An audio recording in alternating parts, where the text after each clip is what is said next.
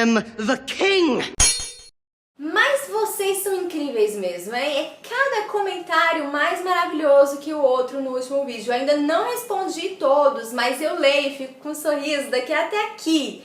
Muita discussão legal, muita referência que vocês trouxeram. Quero continuar isso aqui, pelo amor de Deus. No vídeo passado a gente falou sobre as influências literárias do George Martin. Nesse daqui eu quero falar sobre como que contos de fadas, mitos e lendas deram um jeito de se embutir aqui no meio. E as Crônicas de Gelo e Fogo, por princípio, são uma série de fantasia. Então é muito interessante ver como que esses elementos fantásticos, que são mais velhos que o mundo, foram reciclados na obra. Vamos começar com os contos de fadas. George Martin é fã da Bela e a Fera. Sabe eu com Cinderela? É ele com a Bela e a Fera. George Martin tem um cinema, vocês sabiam? Pois bem, o nome do cinema dele é Jean Cocteau. E Jean Cocteau é o nome do diretor do A Bela e a Fera de 1946. Fãzão ele, né? Tanto que ele deu um jeito de colocar esse tema em várias situações dentro das crônicas. Mas esse tema da Bela e a Fera se destacam em dois casais. Digo casal, mas sem nenhuma conotação de chip, que vocês sabem que eu não chip nada, né? Primeiro, Jaime e Brienne. Só que aqui a gente tem aquele tempero George Martiniano, porque ele subverte o que a gente conhece da história tradicional, que aqui a fera é Bela e a Bela, que a Brienne, só é chamada de Brienne a Bela porque a zoeira não tem limites. A galera gosta de implicar com ela porque ela não segue o padrão de beleza de Westeros. Mas a dinâmica do relacionamento dos dois é muito parecida com a dinâmica de relacionamento que a gente vê na Bela e a Fera, que é justamente a interação que eles têm que faz com que a fera comece a mudar. Só que para isso acontecer, eles têm que quebrar a barreira da primeira impressão, porque tanto a Bela tem uma péssima primeira impressão da fera, quanto a fera também não tem uma boa impressão da Bela no primeiro momento. E o outro casal que o George Martin vai trabalhar isso é Sansa e o Cão de Caça.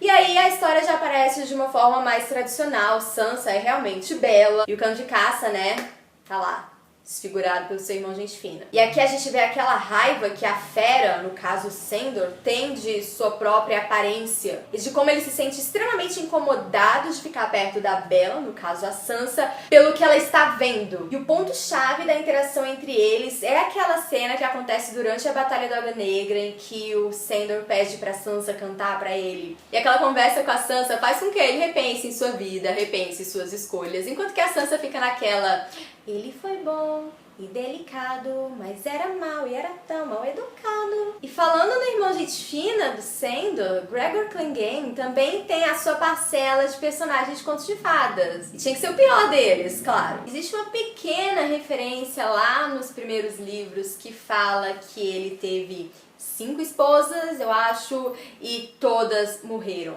Tipo, ele é o Barba Azul de Westeros. E como coisa ruim nunca veio sozinha, ele não é o único Barba Azul que existe em Westeros, porque o Ramsay está trilhando seu caminho para ser uma espécie de Barba Azul também. Ele casou com a Lady Hornwood, que morreu, casou com a Jane, que só não morreu porque fugiu. E aqui a gente vê como que o George Martin, quando quer trabalhar essas referências, ele faz tudo muito redondinho. Eu morria de medo do conto do Barba Azul quando era criança, mas depois eu comecei a me interessar, porque a história do Barba Azul é considerada uma espécie de protótipo do gótico feminino, que a gente falou lá no outro vídeo. E eu também falei no outro vídeo que, apesar da história do Theon não ser um exemplo de gótico feminino, por um motivo óbvio, ela se encaixa dentro da ficção gótica. Porém, se aqueles capítulos em Winterfell, no Dança dos Dragões, fossem contados do ponto de vista da Jane Poole, a gente teria um exemplo perfeito de gótico feminino, assim, baixado direto da história do Barba Azul. E existe uma observação muito perspicaz entre os leitores das crônicas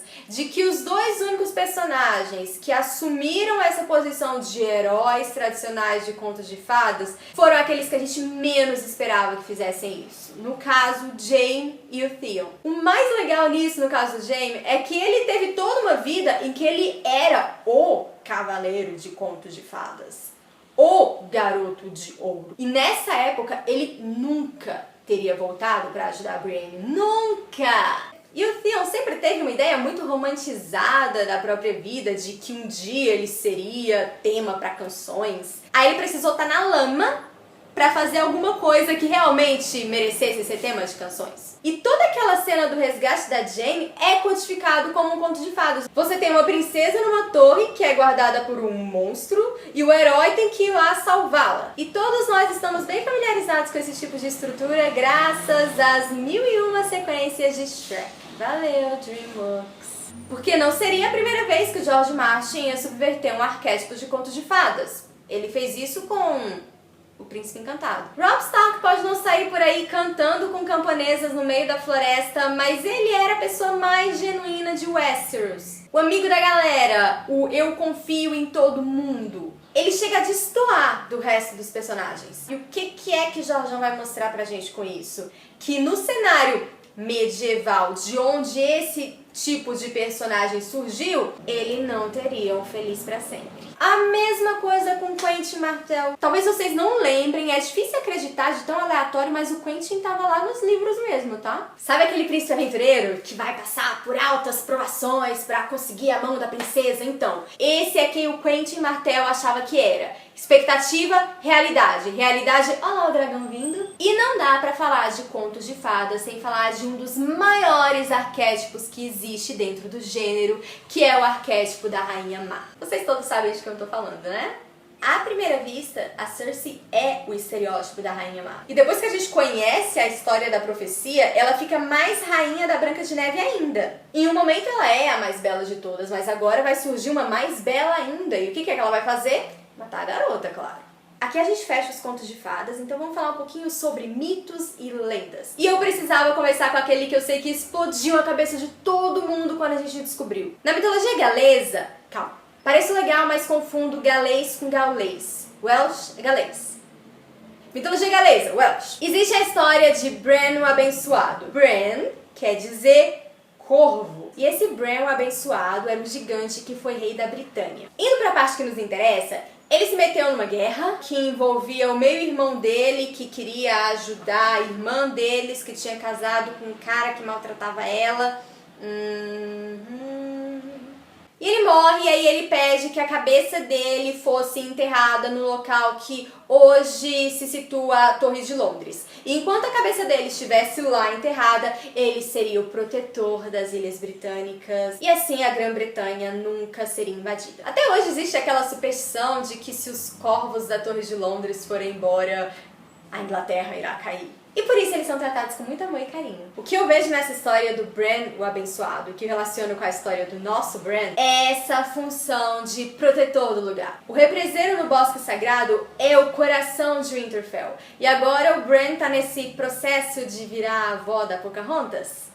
E daí já dá pra gente puxar a lenda do Rei Pescador. Ele é um personagem que faz parte do ciclo arturiano. Ele é o protetor do Graal. E a lenda diz que ele foi ferido e aí ele não consegue se movimentar. E ele também não pode ter herdeiros.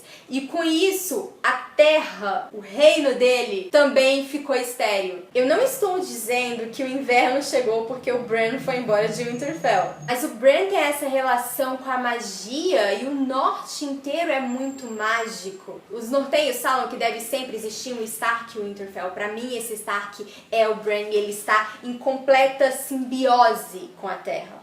Não só porque ele está criando raízes.